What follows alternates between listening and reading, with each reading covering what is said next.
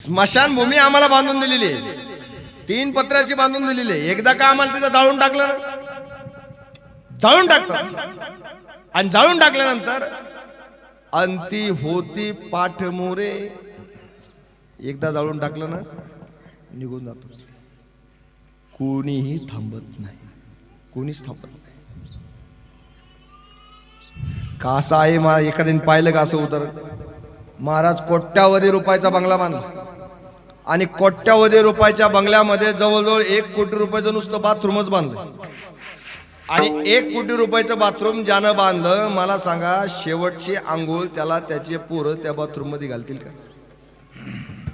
शेवटी बाहेरच पिढ्यावर बसावं लागतं. हा हे तर आमचं जीवन आहे, आमच्या बरोबर कोणी येणार नाही.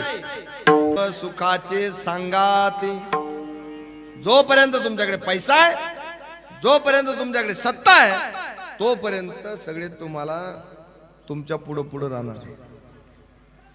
पण यातील सगळं एक एक गोष्टी संपत चालल्या ना, लय लांब काय जातं महाराज.